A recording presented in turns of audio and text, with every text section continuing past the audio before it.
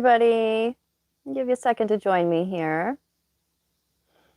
So we're going to talk a little bit more today about our karmic relationship theme. And it ties very much in with what's going on topically. So we'll get to that in a second. So we had Venus and Mars conjunct yesterday with the sun. It was also involved with the full moon. And it's in the sign of Capricorn. And this is not an unusual cycle. We get this once a year. Venus and Mars are pretty familiar with each other. So we have a beginning of a new cycle, and it's particular in Capricorn. Things are particular in Capricorn. This is where we have quality over quantity. And so we are starting out a new yearly cycle that helps us to harmonize, cooperate, to come into balance. It brings the masculine and feminine principles within our lives and within ourselves and our experience into a cohesive, integrated oneness. So it's good. It's a good thing because we want to be in step with what it is that we prefer or love, or the object of our desire or affection, or what it is that we want. When Mars and Venus are in a favorable aspect together, there's still a little bit of the right kind of friction, even with the easy aspects. It's a good thing with this particular combination. But when they're in tune with each other and in step with each other, that means that we are on the same page. We're in, tandem motion with what it is, who it is that we want and prefer. When Mars is out of step with Venus, it's harder to get what we want. And it's harder to have our passions and our particular brand of energy and action successfully go after, keep time with, and land what it is successfully, what we want. And so we can be more frustrated.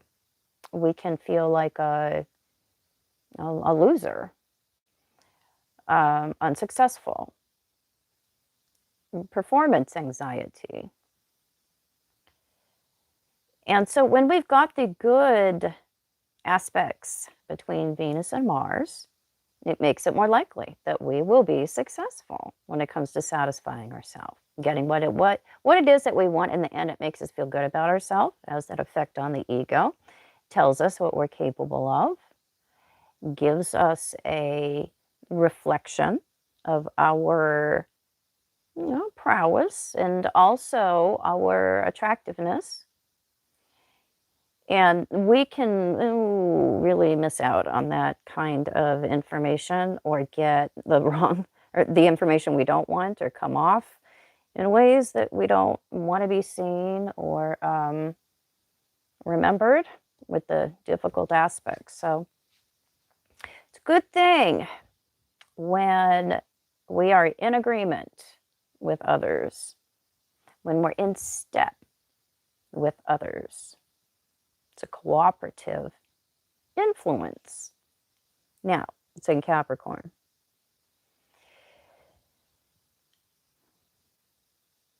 Capricorn is about being more careful about our step.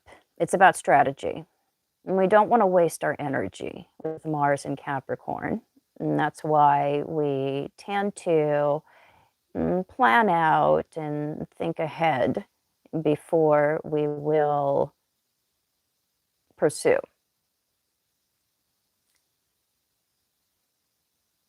And Venus has a much more conservative, even classy approach in Capricorn. And so it is a cycle that is starting out and showing us that there is a high standard. And there is a high expectation of affection, investment, cooperation, what we come into relationship with. And it is that high standard, that expectation that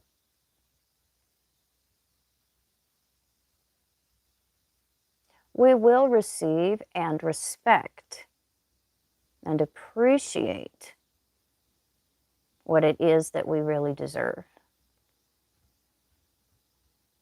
So look at where this particular conjunction is starting off. What is it aspecting in your chart? And that's where you're going to have this good alignment here, this injection of good alignment between a personal and social or romantic steps. It helps us to look at things in a more mature way, really, and not settle for what is not ready or half-baked or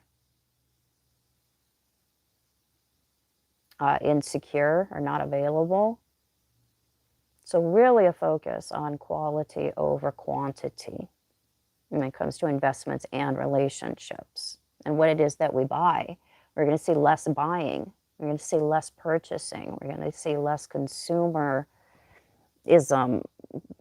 during this period of time, because it is about quality over quantity and about investing in and with and buying things that are going to last, that they're proven, and have a shelf life as well. So Venus is just not our personal life. It's our social life and it's our financial life as well.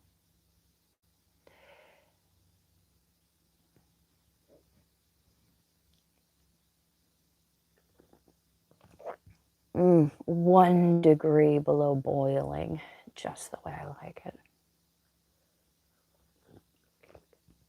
All my liquids have to be lava hot.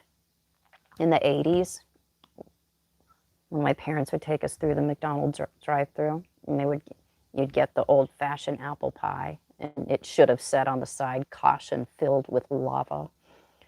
I loved it. So the other thing I wanted to touch on here was the transit of Pluto through Capricorn, because we've had a little while to reflect on what that brought. It was in Capricorn for a while. It went into Capricorn in 2008. And it was about in 2010, looking back, now that we have a bit of some 2020 vision, and we can see trends related to the outer planets. We can see the consequences, the effects of these outer cycles. It was around 2010 that we started to see the movement more towards singlehood or isolation, the falling birth rates, more ideas about being single, antinatalism. And it was the beginning not the beginning, actually. It was the beginning of the end. It had been in play for a while, the crumbling of our institutions. But this is when things really started to not just be broken, but show their brokenness. And there's a lot of things regarding normalcy, traditions, regularity, the typical boundaries of things that changed and mutated. And that was when we really saw the early years, the very early years of Pluto and Capricorn, is when we saw huge changes in our ideas about commitment and about normalcy, traditional roles.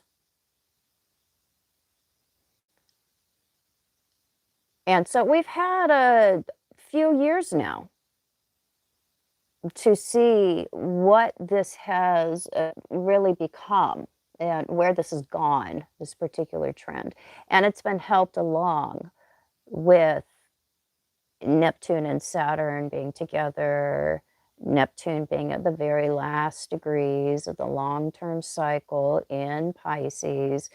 Astrology is cycles within cycles.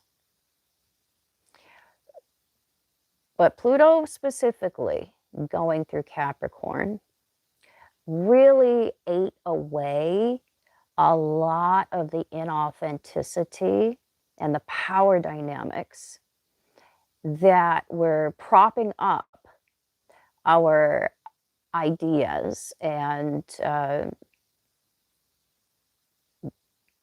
traditions around commitment, normalcy, regularity, roles, expectations. And Pluto really threw us into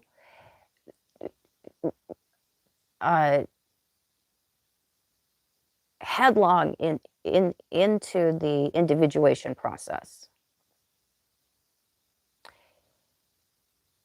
Many people have failed. And many people are going to come back from the brink. Some of us don't individuate till late in life. We don't really find out who we are or get authentic about how we live our life, how we conduct ourselves. We don't get straight with our conscience or live in accordance to our own expectations about self-respect. And Pluto really pushed that process hard because Pluto exposes what is unhealthy, what is untrue, what needs to come into the light in order to be known, so it can be named and assimilated, healed, addressed. And so in those very early years, we saw the very beginnings of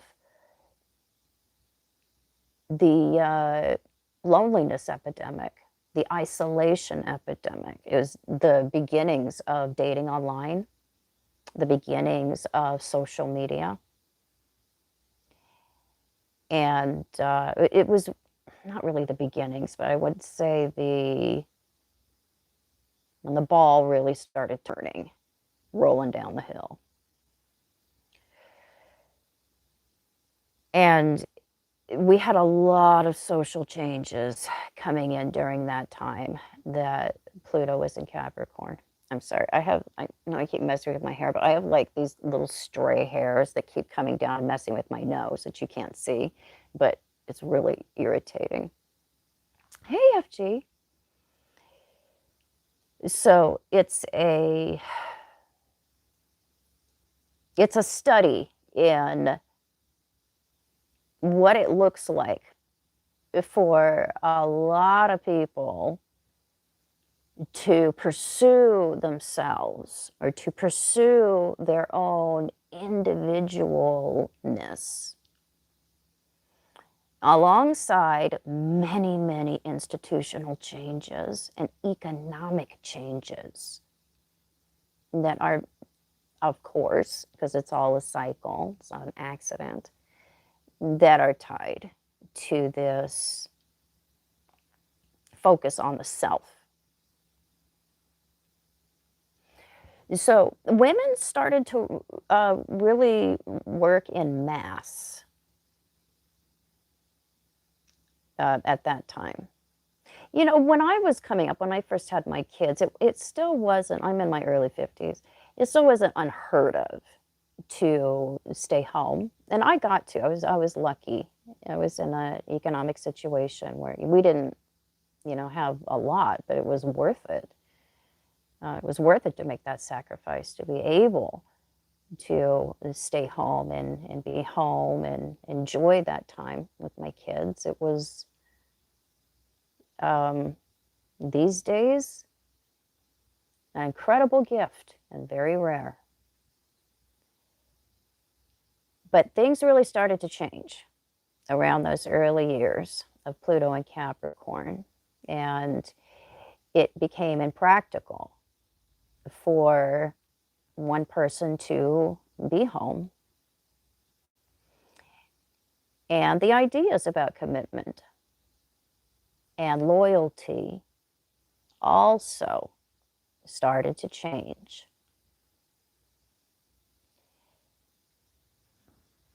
So it was around 2011 that we started to see the first concentrated waves of twin flames, people coming in and changing through the maturing, going through the individuation process, through the relationship path of mastery. And that is very much tied to Pluto going through Capricorn and then coming up, and for the last 14 years going through Pisces, those two things. It brought in these waves of lessons of maturation and how to maintain a relationship that is not based in traditionally unhealthy hierarchical power dynamics, but is based on cooperation and choice and real equality.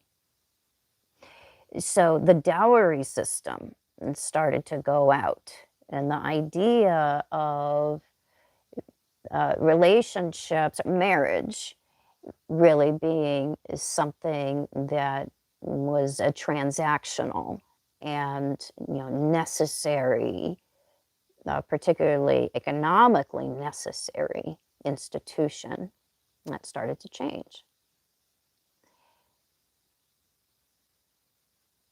And so, you know, some years, you know, go by, and these planets will work on us, even if we resist it. We also had Jupiter, we had Saturn, all cruising through Capricorn for a period of time. So we had ideological changes, economic and political changes, social changes, technological changes. So everything regarding our idea of normalcy mutated. And there is a push to bring it all back. Particularly Saturn's been going through Pisces the last 3 years, a real push to reclaim the good old days, the days of stability and normalcy and Those days are gone. A big part of the reason that alchemical relationships happen is to cause the divine feminine and sometimes the divine masculine, if he actually finishes the journey, but it's not that common, to cause the divine feminine to grow the hell up and to start choosing her own sovereignty, understanding her own worth, being good on her own. But she doesn't have to be on her own if she does not choose to. These are themes of maturity and choice. And so we've had subsequent waves of alchemical couples coming in ever since about 2011. That was that first major opening. And so people ask, well, aren't twin flames rare? Well, yes, they are. Traditionally, the relationship path of mastery is not a common one that the divine creator will employ. But we got Pluto and Capricorn and some other things going on. So there is a reason why that is a tool that is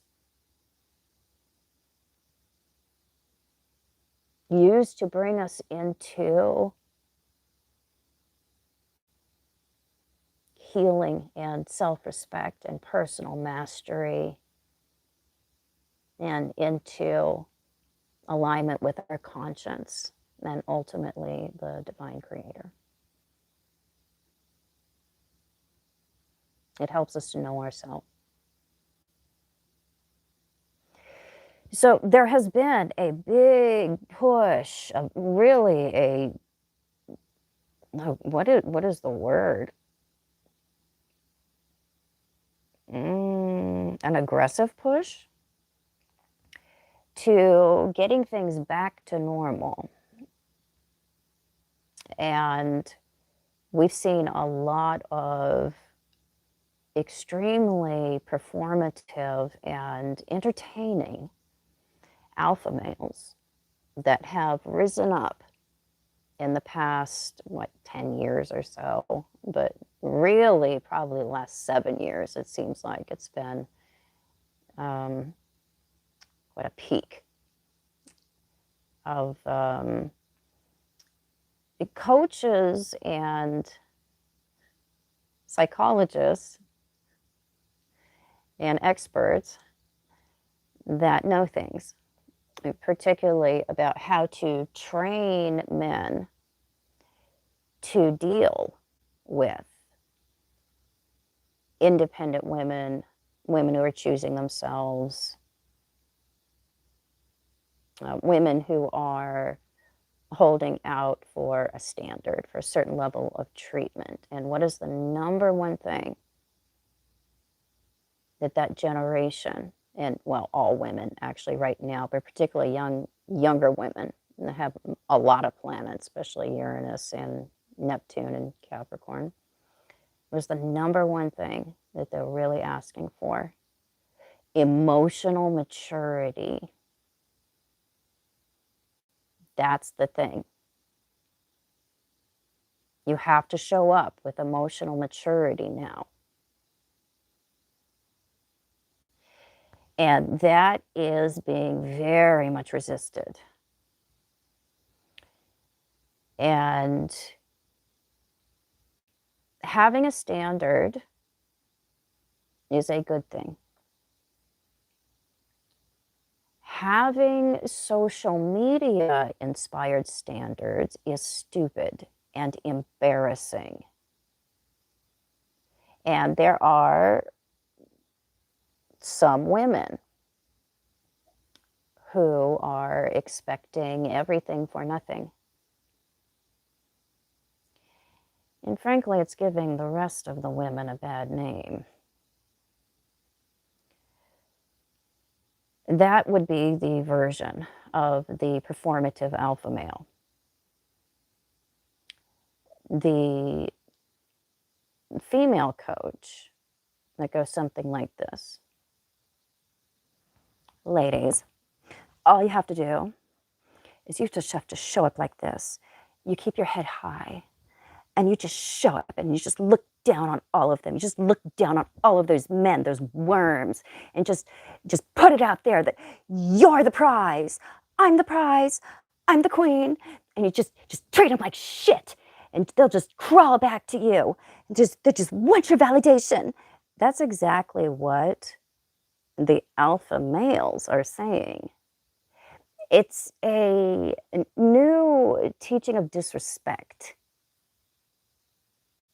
It's a teaching of act like your shit don't stink and expect that people are going to roll out the red carpet for you. And that will work if you are specifically fishing for people who are unhealed and are insecure and lack self-respect.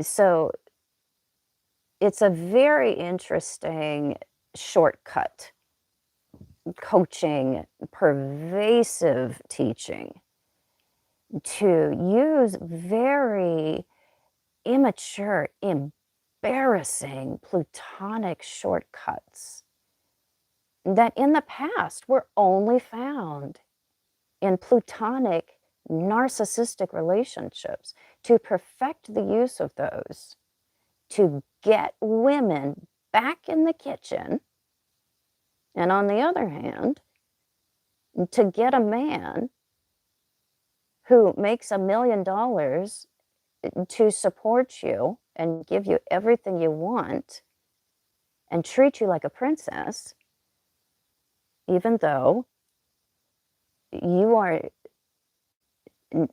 bringing nothing of worth or importance to the relationship.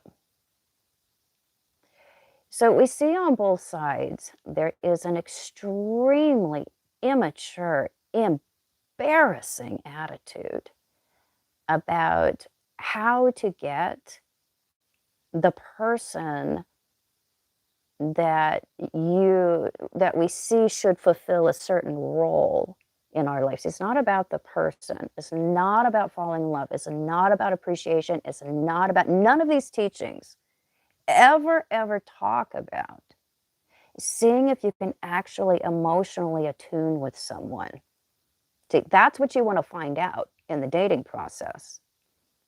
Not how much money do you make, not what is the status that you're going to bring me, not how much am I going to be able to get away with in this relationship.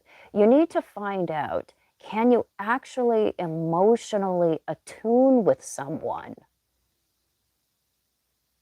And that's going to take emotional vulnerability. That's going to take actually showing someone and admitting what's going on inside of you. You can't do that with a dangerous person, and you can't do that if you are a dangerous person.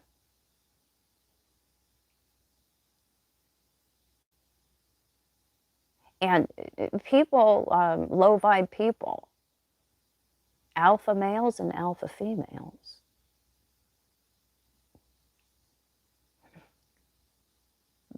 they are not safe people. And so we've come into this age of who can get away with what they can get away with. And if you can, misuse your power and get away with it, that's seen as a virtue.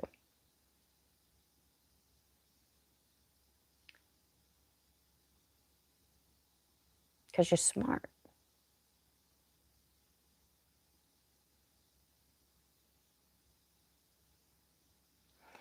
And so the isolation and the loneliness issue will continue to increase. while Saturn is going through Aries.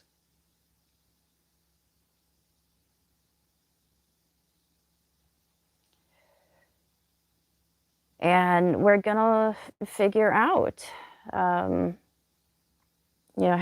can we be together again? The economy is different than it used to be. Expectations about relationships are different than they used to be.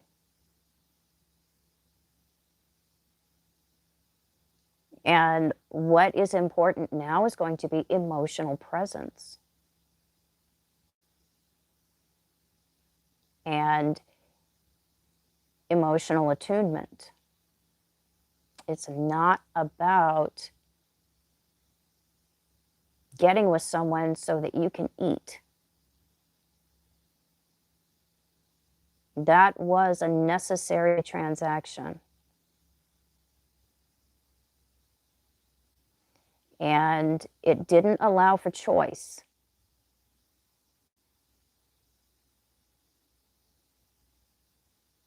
We couldn't really be honest in those situations because a lot of times it was a have to, or these were practical decisions that we had to make.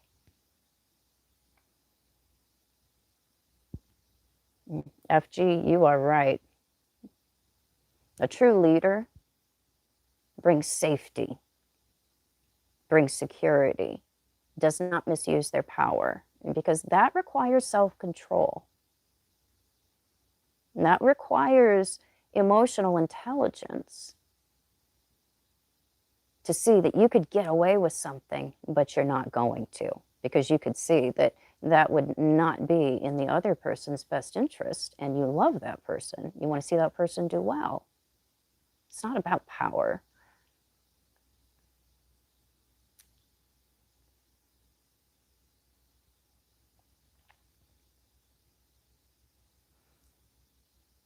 So we've been learning, a lot of people have been learning through this process, this long process of Pluto through Capricorn, and it'll be finishing up that long cycle through Aquarius and Pisces. But we've been learning how to participate in an adult interaction and how to fall in love with a person and not a role. Any old person could fill that role.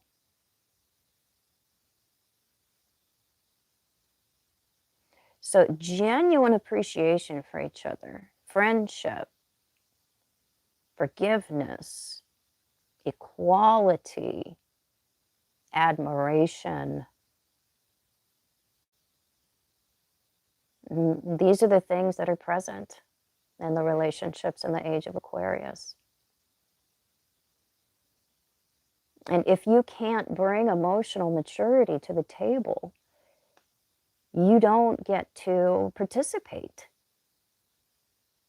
in relationships, modern relationships. And so you will have to go to other cultures, other places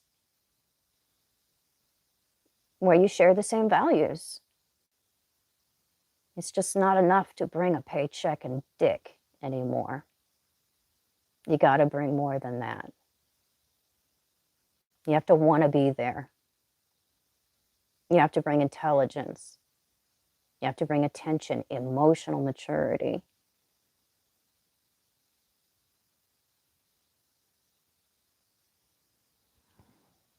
So it's an interesting time because it's a historical change.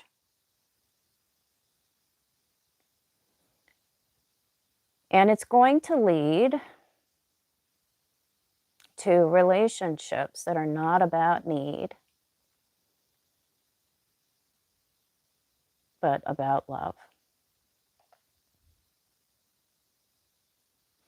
And it's taking a lot of suffering for a lot of people to get there, to go through this process. Because we have to learn through having those old paradigms crash and burn, or mutate slowly into something healthier. And we have to go through a process of, seeing what we thought, what we wanted isn't what we really want.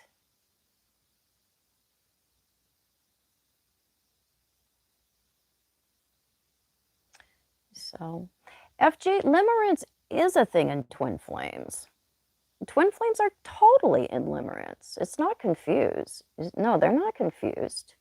They're totally delusional. That's a part of it, is working through the limerence, working through the delusion, working through the fixation. Because that is not true love. That is fantasy.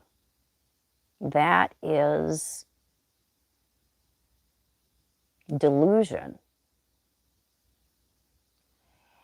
And we work through that. And that's why a lot of people on the twin flame journey grow out of that first person that was that mirror, that they develop that wild limerence for. They'll grow out of it.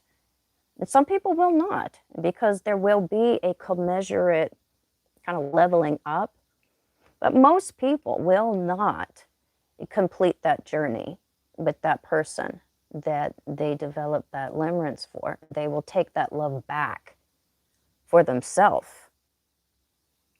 They will reclaim that love that is going to an external source.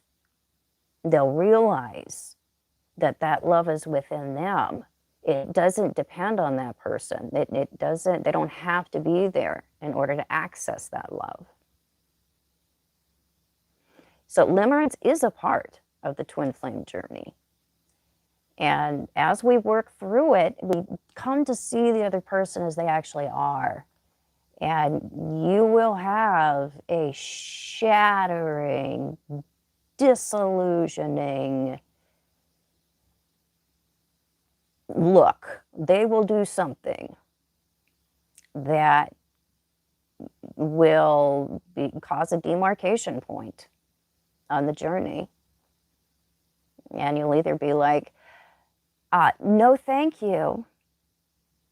And it neutralizes and it's over. Or you're like, wow, no, thank you. But I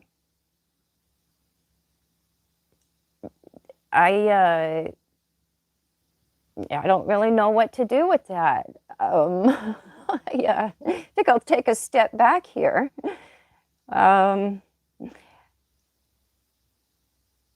then in those periods of spaciousness, you have a chance to grow, allow the other person to grow, allow the other person to change, give the other person time to level up. Because both of you, if you're on that journey, are working through some immature life patterns. And both of you have things that you have to grow out of, stop doing, let go of, choose differently. But as we go further and further in this process, we see more and more who that person actually is. And it will take away the limerence, because limerence is a lack of information. You cannot be limerent about someone if you're spending everyday mercurial time with them. You can't. If you're picking up after them, if you're using the bathroom after each other, if you're putting up with them, watching loud football while you're trying to I don't know, paint. You can't exist in that state of seeing that other as, the perfect other, because their humanity will show up. But that's what we decide. Can I love this? And a lot of times we can, but we don't choose to be with it. And other times we decide, yeah, I can love this. And this finally is showing up in a way that is worthy of me and that I feel good about. And it's a healthy, respectful union.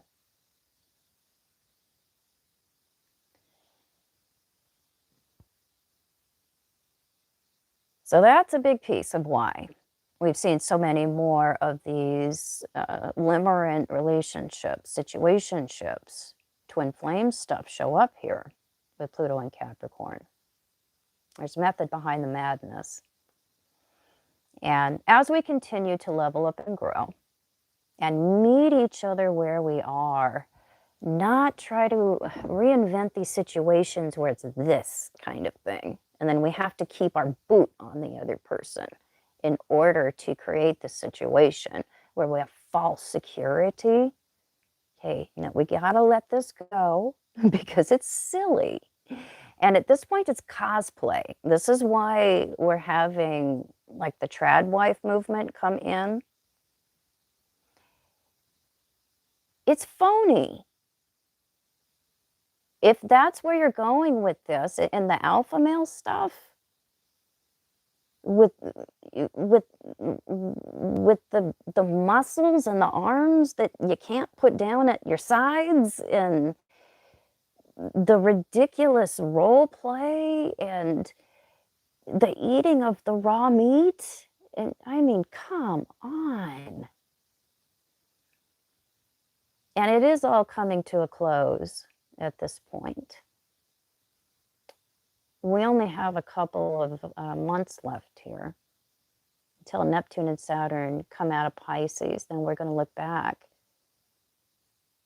And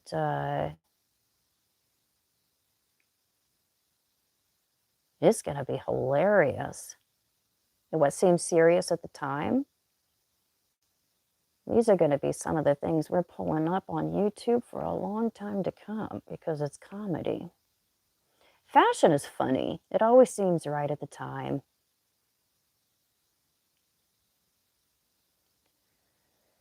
So that's what I wanted to say. Because we had Venus and Mars yesterday in Capricorn, it had me really thinking back at this particular trend. The birth rate as well, that's a part of this. That is a part of the individuation process for a lot of women, choosing the kind of life that they want. And, deciding what is the trajectory of our own goals.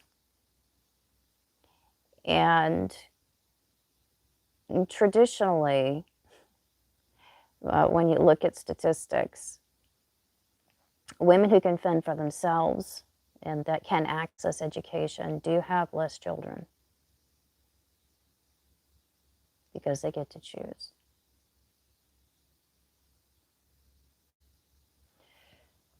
So I'm going to go over, Regine, to the members next after I wrap up here. So I will answer whatever questions are here for members before I go over there.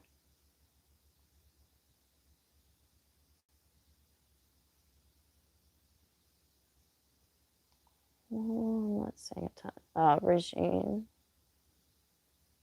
Let's see, hold on, I'm trying to find them.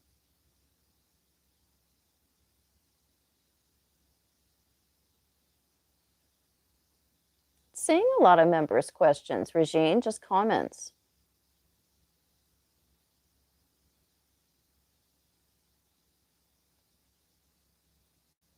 Oh, Joelle, you're right. It is an exact conjunction with the Neptune-Uranus conjunction. It didn't even occur to me. You're right. It's right in there. So that extremely idealistic cluster that is particularly socially awkward is definitely going to get this lesson in togetherness and how to do things in a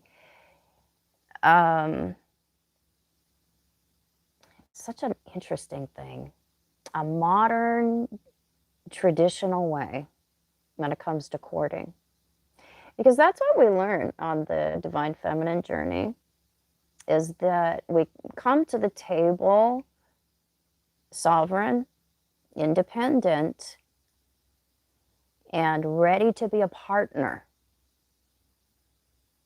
not to rule the roost, not to wield the rolling pin, but to be a receptive partner.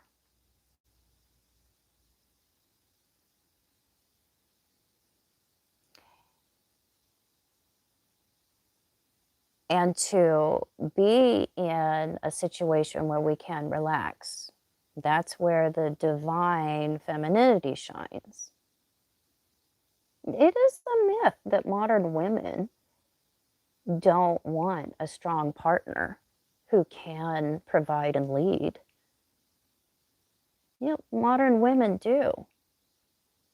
But it's when men misunderstand the word submit. To be submissive is to feel safe.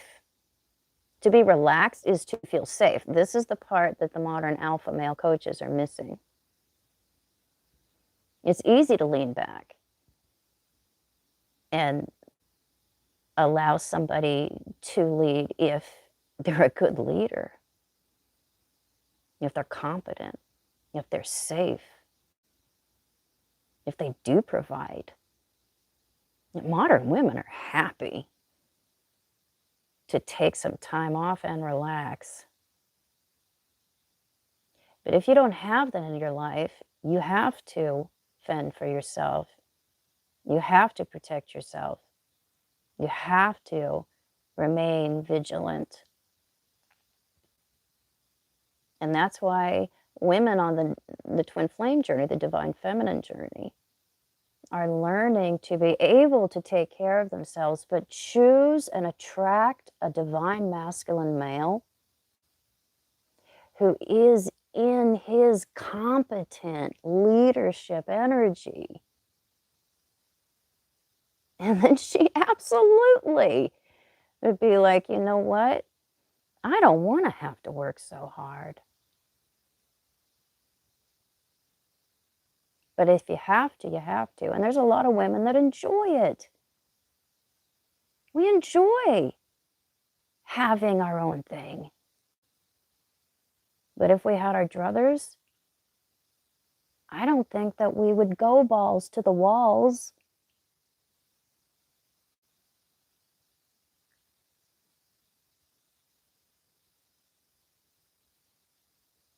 So there's room for men. There's room for emotionally mature and capable, intelligent men in modern women's lives. There's a lot of room. And there's a lot of room for them to rise to their masculine leadership potential. But stability and security, emotional maturity has to be a part. That has to be the bulk of it, not force.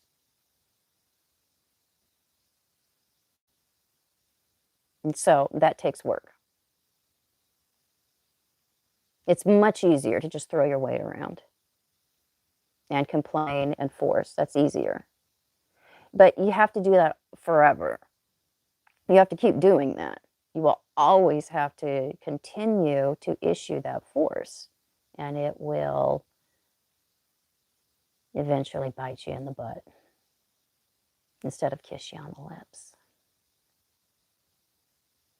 So, all right, guys, I'm going to wrap up, and I'm going to go on over to my membership group here on YouTube and spend a little time answering questions and just chatting with members. If you want to join the inner circle, grab a membership and meet me over there.